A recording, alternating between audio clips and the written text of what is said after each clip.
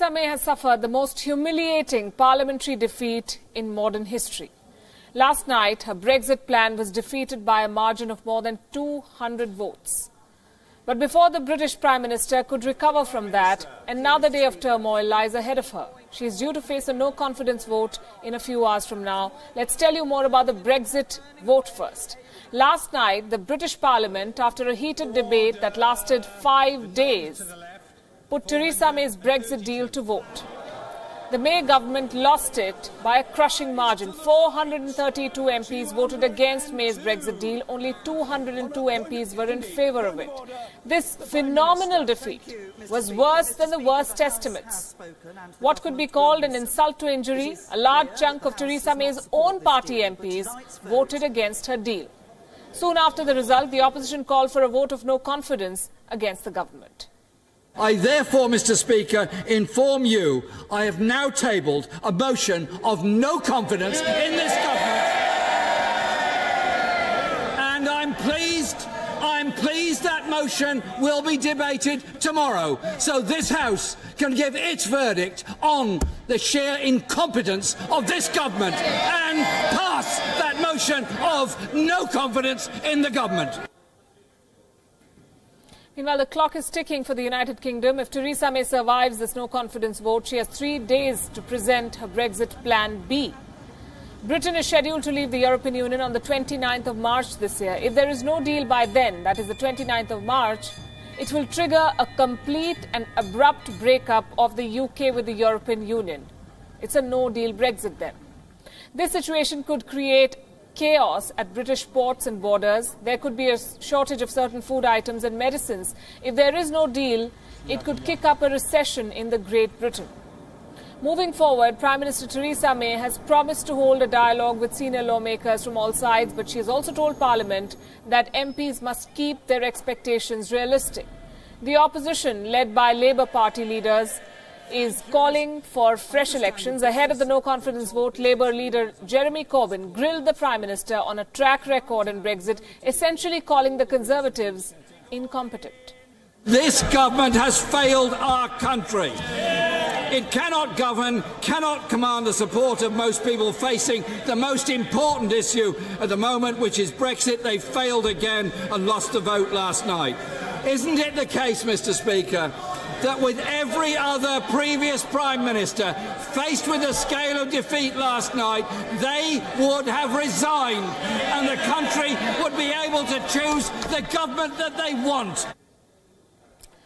Ahead of the vote, Prime Minister Theresa May defended her government with confidence, but clouds of uncertainty still remain over Westminster. No one seems to have an idea over which way Brexit is going. I believe that if we fail to deliver on what the British people instructed us to do in the vote of the referendum, that the views of the British people, of this House, of Parliament and of politicians will be at an all-time low, because they will have lost faith in politicians across the whole of this Parliament. Wion correspondent Jack Parrock joins us from Brussels. Good evening, Jack. In less than 24 hours, the second big vote for Theresa May. How are the odds stacked for her? Well, actually, the odds are stacked in her favour. That vote will happen probably in about 3 or 4 hours from now. And it looks like her Conservative Party members are not going to revolt against her. They want to continue in a Conservative government and not launch fresh elections that the Labour opposition could potentially win. And the party, the DUP party of Northern Ireland, that props up her government because they only won a small minority, they would have had a minority government otherwise. They have said that they will vote in favour of the government. They want to remain in power as well, because it's unlikely they're going to have the ear of any other party if they do take government. So really this is now being seen as a sort of process. We all expect Theresa May to win this vote of no confidence. Jeremy Corbyn did have to call it after she got such a hammering in the vote against her Brexit deal yesterday. But now we'll have to see what Theresa May's plan is once she does, as we expect, win that vote. What will she come back to the table with? How will she want to proceed? The European Union, indeed the entire world, is watching these developments. How does the EU assess what's happening in London? Well, they've all said now that it's down to the United Kingdom to come back and say exactly what it wants. They've said that the deal that was on the table is the only deal possible to avoid a disorderly Brexit on March the 29th. And many of them have now been saying that it's really down to the UK to come back to the table to clarify exactly what it wants in these future negotiations. We have heard, for instance, from the German Chancellor Angela Merkel. She says she believes there could be a little bit more time for renegotiation. The EU's chief Brexit negotiator, he gave a little bit of wiggle room, saying that there could be some sort of fresh look at what the future relationship between the UK and the European Union could look like, but only if the United Kingdom were to reassess its own red lines. So there's a lot of interest in what's going to happen at the moment, but really they're saying that the ball is in the UK court. Absolutely. We'll have to see how this plays out. Thanks very much for joining us, Jack. This is, of course, a developing story. The vote will be later tonight. This was a miserable loss for Theresa May, what happened yesterday. But at the same time, the Brexit vote was a historic one. The Great Britain, that once pitched itself as the shining example of democracy, is deeply divided. Theresa May could survive this no-confidence vote in Parliament, but she's powerless as Prime Minister. The lack of clarity on Brexit is now embarrassing Britain. History has been scripted several times in the British House of Commons. And on Tuesday, another vote found its place in the history books. The ayes to the right, 202. The noes to the left, 432. But that was a moment the British Prime Minister would like to forget. So the noes have it, the noes have it. Unlock! The cries of celebrations from the MPs who opposed Theresa May's deal described the shattering defeat the British Prime Minister faced. A whopping 432 MPs rejected the Brexit deal. Only 202 MPs backed it. This is the biggest parliamentary defeat for a British government in 95 years. Point of order, the Prime Minister. Thank you, Mr. Speaker. Mr. Speaker, the House has spoken and the government will listen. It is clear that the House does not support this deal, but tonight's vote tells us nothing about what it does support. Those to the left, 432. Outside Parliament, the reactions were mixed. While some celebrated the rejection of the Brexit deal, others were dismayed by the political bickering. And the Brexit impasse is testing the patience of British citizens. European leaders too are concerned.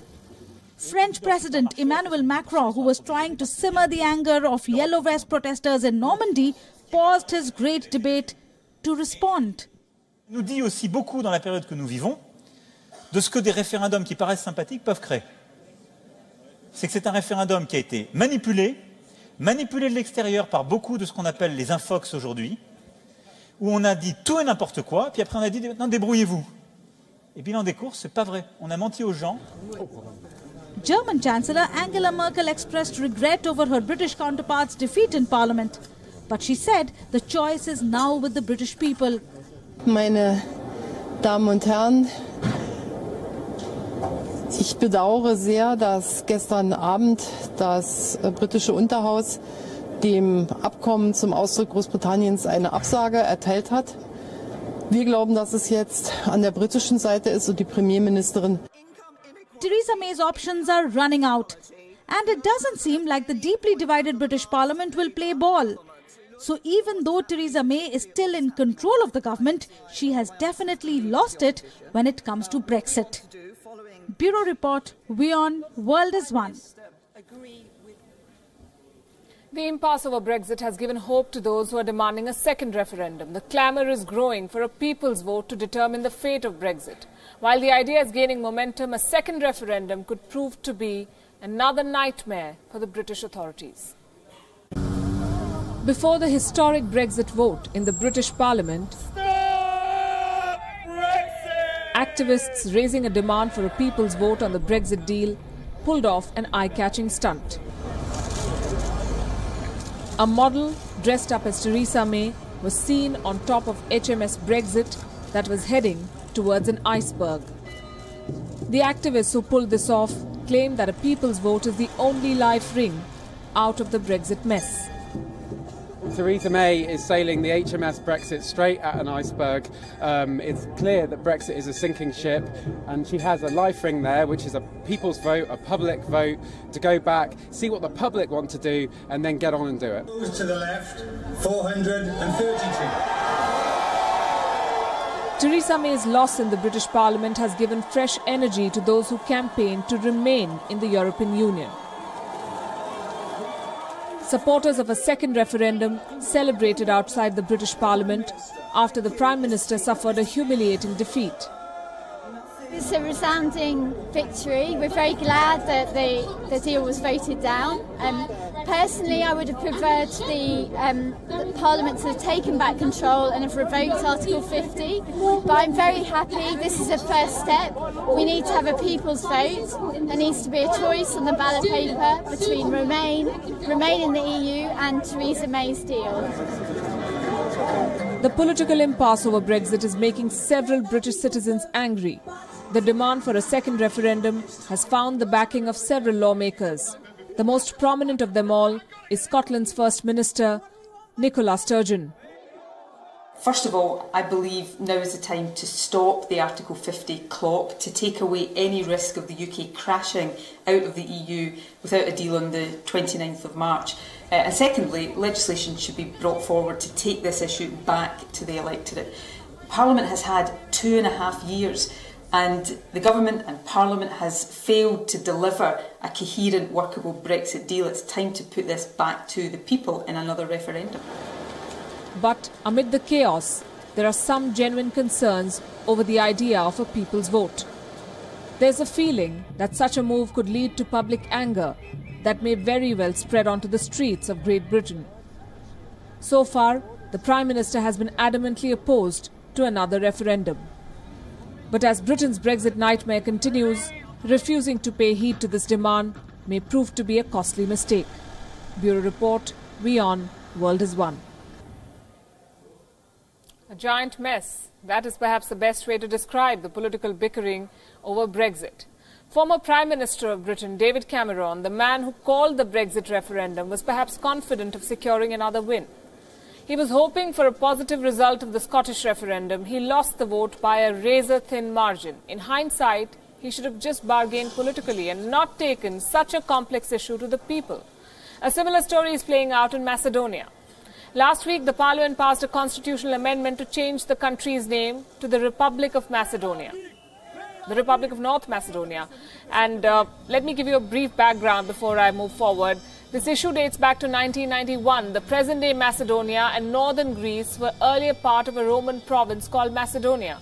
A separate state of Macedonia was formed in 1991. Greece objected to its name. There were diplomatic spats. Greece blocked Macedonia's entry into NATO and the European Union. In June last year, these two countries secured an agreement. There was a referendum. But the deal is stuck in the Greek parliament now. What does this tell you? As the Brexit drama unfolds, governments across the world are learning an important lesson.